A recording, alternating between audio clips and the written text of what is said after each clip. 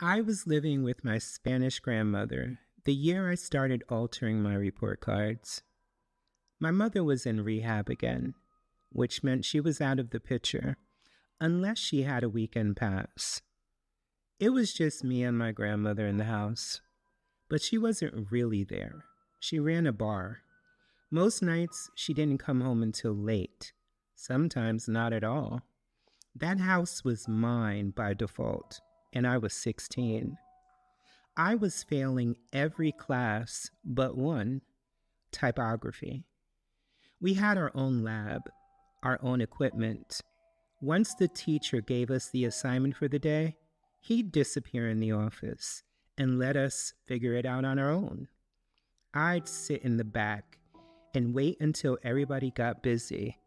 Then I'd sneak a copy of my report card into the scanner and rewrite the grades myself. Not once, every marking period.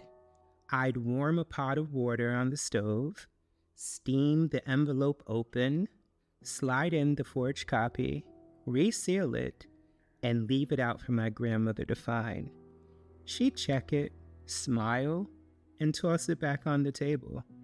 No one ever questioned it. I intercepted every letter, every phone call. If a teacher left a message on the machine, I erased it before anyone heard it.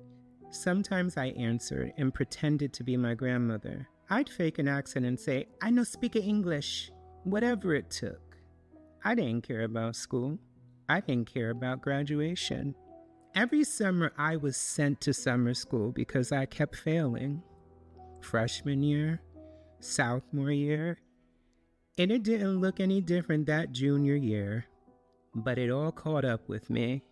I was sitting in gym class one day, waiting for the period to end, when the coach came over and said the guidance office needed to see me. I already knew. I didn't know how I knew, but I knew. Something in my stomach dropped. When I opened the office door, there they were. My mother, her boyfriend, Miss Gonzalez, my guidance counselor. My mother looked like she was trying to play it cute, sitting there with her little smirk like she caught me sneaking in past curfew. Her boyfriend looked down at the floor. Miss Gonzalez smiled. "Have a seat," she said. I sat near the window, staring outside. I didn't want to look at any of them. My legs wouldn't stop shaking. "So how's school going?" Miss Gonzalez asked. "How's your grades?" I shrugged. "They're fine," I said. "Your grandmother's been telling me good things," my mother added. Miss Gonzalez walked over to her desk. "I can pull them up if you want. We can take a look." That's when I knew it was a setup. I stood up, looked out the window, and said, "I need to get to class." "No, you don't," my mother snapped. "Sit your ass down." She pulled out a folder and flipped it open. "Let's talk about these grades that you altered compared to the ones in the system." I didn't say anything. I sucked my teeth. Miss Gonzalez walked over slowly, her voice soft. "Is everything okay at home?" she asked. "Do you think maybe we should find someone for you to talk to?" I turned toward her, then looked at my mother. "No. I don't need someone to talk to. I need stability." My mother blinked.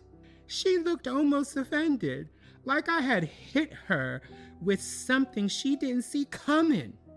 "What?" she said, sharp and stunned.